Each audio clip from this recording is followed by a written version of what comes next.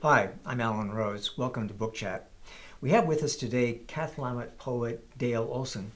Thank you for coming into Longview. Thank you, Alan. I'm delighted to be here. Well, it's delightful to have you here. Dayle, you are a poet from the Lower Columbia region. You have just brought out your first collection of poetry called From the Dead Letter Department. Very intriguing title. Tell us about where did that title come from, and what's its significance to this collection of poems? Well, I've been writing a lot of poetry over the last couple of years that have been largely cathartic in that my mother has been descending further into dementia over the last 4 years, and the last 2 years have become, more. It's become more pronounced, and I think anybody that is confronted with, a loved one who struggles with that kind of disease, there is a grief that happens with it. Sort of an ongoing grief. An ongoing grief, yeah. It's not like the grief that comes with death. Right. And so it's just something that you have to continually kind of process and adjust to.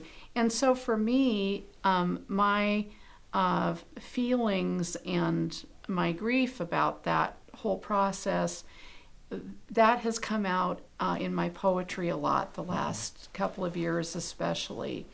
And so the title poem of this collection, From the Dead Letter Department, that was the title of the poem that I decided to make the title poem that everything else would be, framed around. And it is very much just kind of a questioning poem, trying to understand where someone has gone that is not fully present anymore. And it's interesting because this poem, that poem alone, I submitted to a poetry contest in England in 2024, and it wasn't accepted, but the poetry judge of that contest wrote back to me, which is somewhat unusual if you didn't get accepted. Usually you just get a kind of a form letter rejection. I'm sure you've never gotten one of those, but I've gotten plenty. I don't know what those are. No. And anyway, this judge was kind enough to write to me and said, your poem was on my personal long list of the poems that I really liked, and you need to work on it a little bit. The beginning, could use some revisions, but the heart of the poem is good, and don't give up on this poem, which was kind of the encouragement I needed. That's better than winning. It is better than winning, because it's somebody saying, "Look, you've got something good here. You just need to work on it a little bit." Great. And so I was so grateful for that feedback, and it was at that point where I just did some minor revisions on the first few lines. And then I was happy with that poem, and I decided to build the entire chapbook collection around that poem and make that the title of the collection. That's great. Could you read us that poem? Oh, I'd love to. You left no forwarding address at the post office. Correspondence flutters skyward along with prayers from roadside saints imploring you to reveal your location. Some nights I mother myself as you once did, hold my hair out of the basin, press a warm cloth to my streaked face. The moon manages to find her way in the dark. She walks the same footpath nightly without map or handrail. I have no memory of childhood fevers or your cool hand on my forehead, yet I know it was you. Wherever you are, I'm sure your handwriting is still terrible. Please write back. Okay. probably, my guess, there's a lot of people who have not read a poem since they left high school. As a poet, what would you say to people about why it's important to read and write poetry? Well, I think poetry serves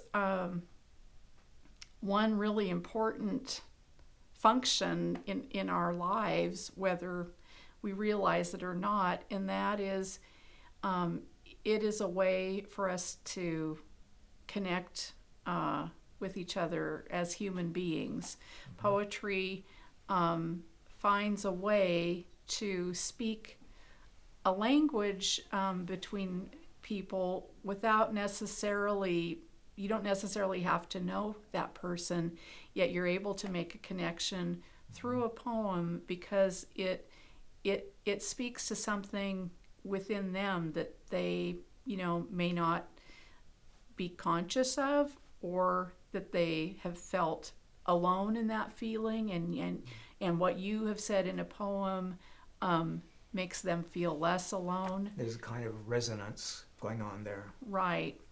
So, and it was interesting that the poetry judge for this chapbook collection that's been published by Moonstone Press of Philadelphia, that judge, her name is Natalie F. Anderson. She's a professor emeritus for Swarthmore College, and I mean she's an accomplished poet in her own right, and I thought it was so interesting that in her summarizing the poems in this collection, she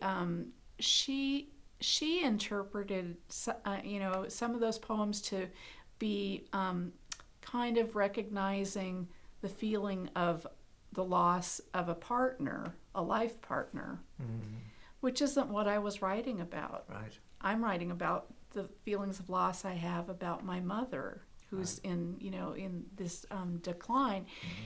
And so to me, that is like such a great illustration of what poetry does. Mm-hmm. Someone can read a poem and they find their own meaning in it, mm-hmm. and it comforts them, or it supports them, or it makes them feel less alone.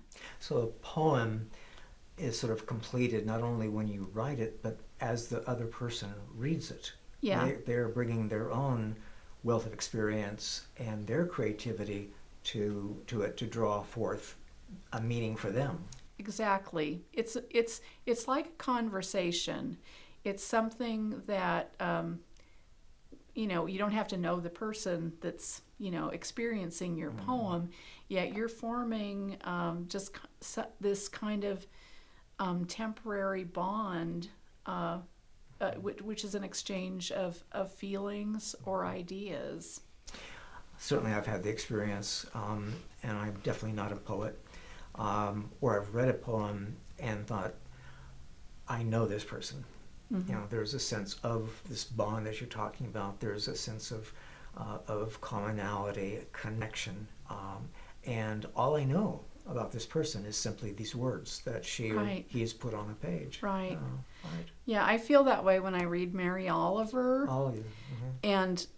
And people have compared my poetry to Mary Oliver, which is like the highest praise definitely. Almost you could give me. I mean, yes.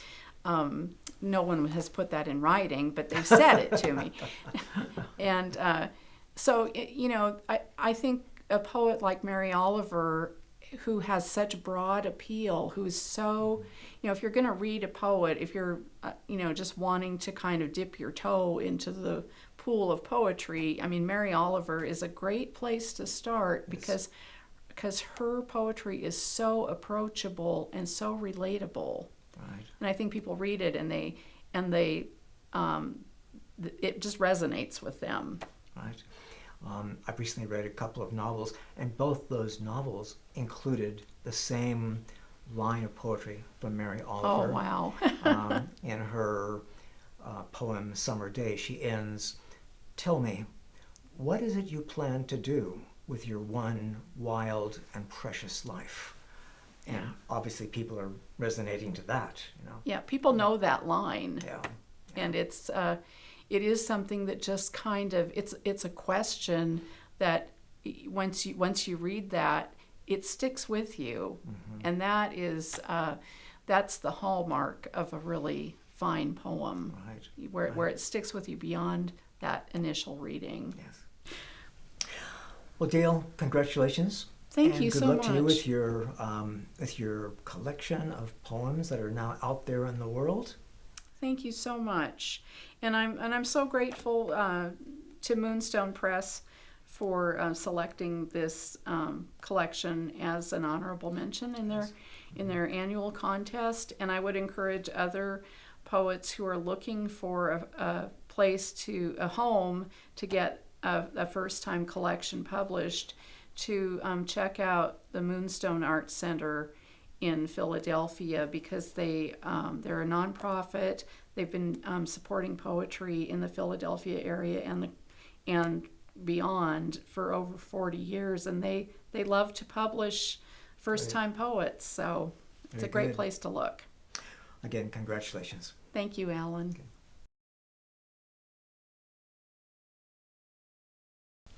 Craig Allen Heath has written 2 books in his Eden Ridge Mystery Series. We welcome Craig back to this program to talk about both books and the third that he's working on now. Craig, nice to have you back. Nice to be back. Thanks very much.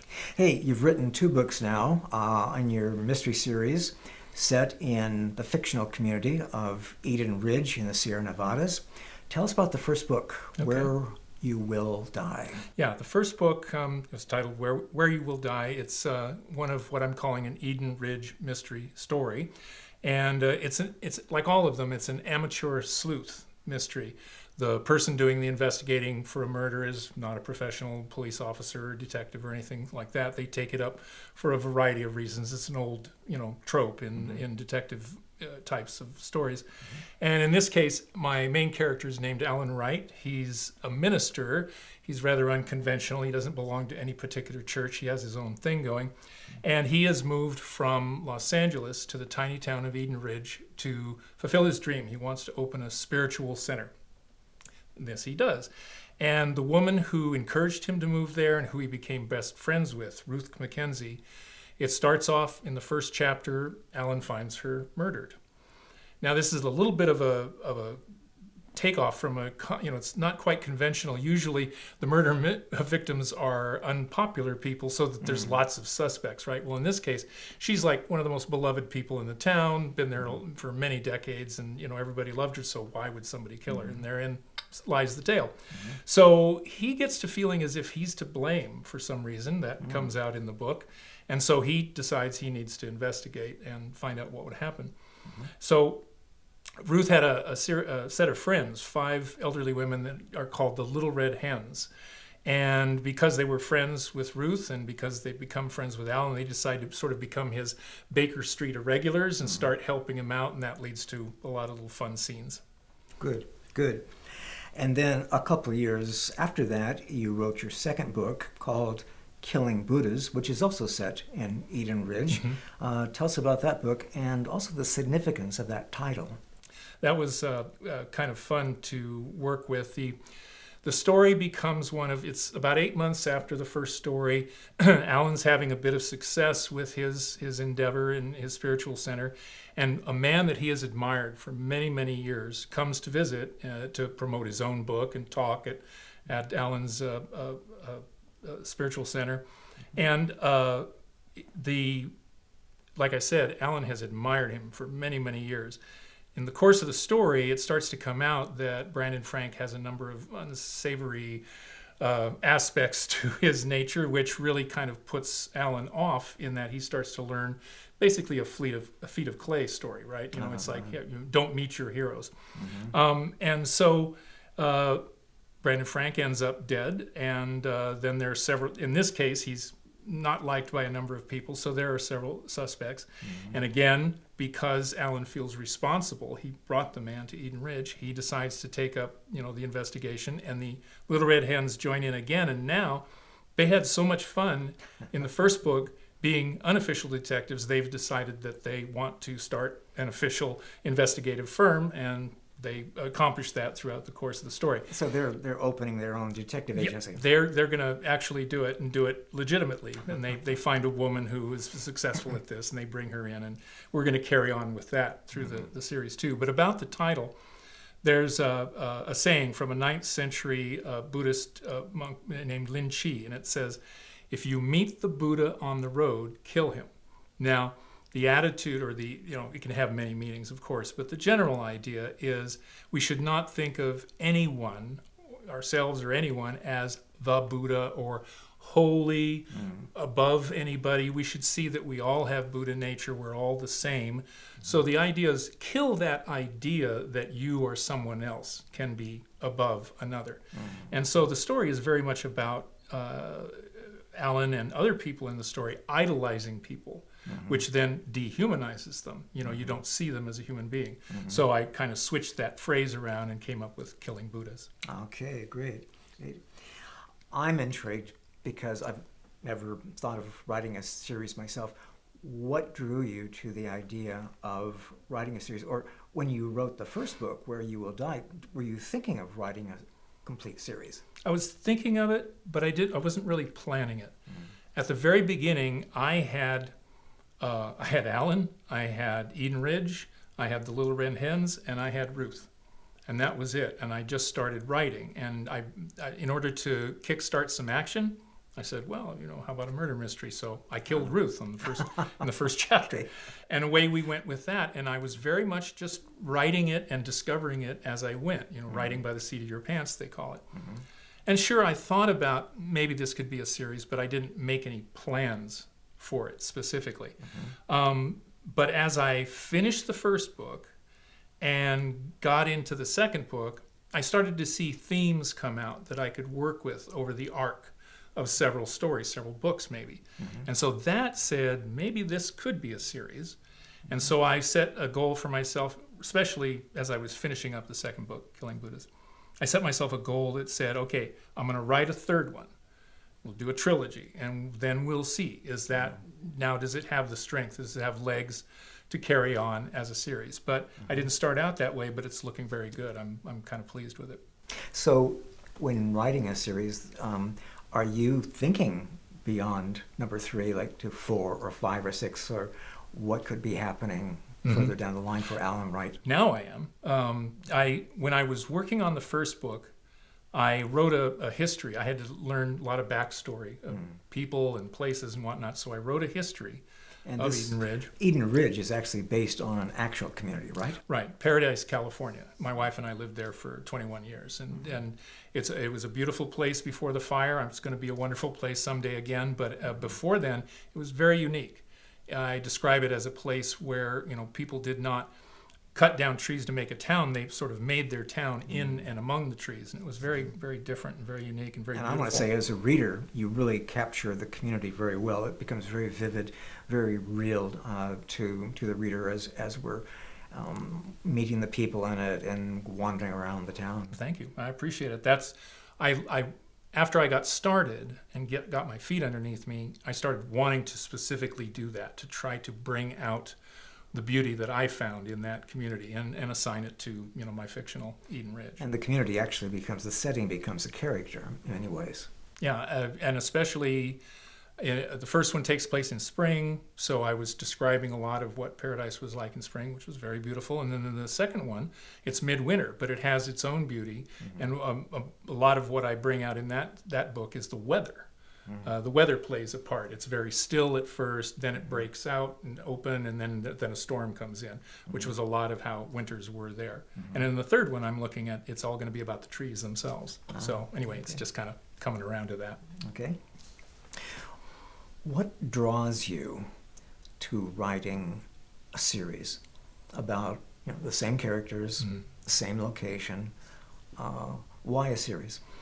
I think a series allows you to go into more depth with your characters, even with your locations, your places, because it takes place over time, and you have different events occurring. So you get to follow the same people and how they treat different things happening to them, around them, how they react to things, how they grow.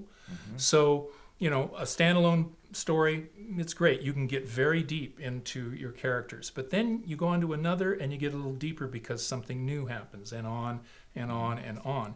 I mean, you know, some of, you know, what do they call it? Prestige TV has become completely built around the idea of multiple episodes of the same characters. And we can go back. I mean, MASH is one of my favorite TV shows that did that. And especially with an ensemble cast, which MASH was. So they have these people, one place, everything comes to them and events happen. We learn about them. So I've been lucky enough to develop what I think is an ensemble with this. There's a lot of characters and they have a lot of different aspects to them, and so going through the series, I think I get to know them better, and to also to explore different just themes about being human, to have different things happen to these people and get to know them better. That's what I like about it so far. And I didn't start out really seriously thinking about it, but now it's like, oh my goodness, I could do all kinds of stuff. So I suppose as you're developing each book, there's a question of how will Alan write change or grow, develop through these experiences. Yeah. You see, he begins in the first book. His wife was killed in a car accident. He was driving. He saw her die, and he kind of went down in a spiral for 2 years afterwards. And so he's coming back, and that's part of why he does this thing that had long been his dream, to build this spiritual center. He wants to heal. Well, he can't even drive without going into these incredible panic attacks. So his doctor is ordered that he can't drive. So I'm trying to look at, will he heal over time, and how will he heal, and will we ever have him driving anywhere? Presently, he has to either take taxis or, you know, bum rides from people, or he walks, or that sort of thing. So that's one aspect to it, of how will that terrible traumatic event affect him over time, and will he get better? So that carries through the book. That's my plan for it. Yeah, will keep coming up. Right. Did you have in mind, aside from the little red hens, did you have other characters already in mind when you began and carrying on into the second book? Not at the very start. Like I said, I had only those few. But as soon as I start putting them into situations, I had to have other characters. For example, I had to have a police officer, right? Okay, Sergeant Stark became, suddenly I had this character, Sergeant Stark. And, well, he's got to have a boss, right? So I have a Chief Kimball. And then I had Alan get involved with the local newspaper, and he meets Jewel Sinclair, who's the managing editor of the Eden Ridge Gazette. Okay, now we have a possible love interest. Well, she's the managing editor. Her father owns the paper. Now I have Ed Sinclair. And it just went like that. As I ran into circumstances, I said, well, now I need a person like this. So it's a beautiful thing, and so one thing I'd like to do more than anything else, except maybe eat, is to just sit there with a blank page and allow something to come forward and say, what do I need? I need a guy, I need a gal, I need something like this. What am I going to, oh, yeah, well, that sounds good. Write down a name and start going. So that's how. There is the excitement of letting your creativity go and sort of watching this world materialize before your eyes. Yeah. That's how it's happened, and I've been very grateful for it, because it's you know, it's not guaranteed, and there's plenty of times I sit and I just sit and I sit and I sit and I get up, or maybe I'll write a sentence or two. But if I can get myself in the right mindset, and it's really about asking questions. What would happen if? What if this? What if that? And then if you listen, it's really not.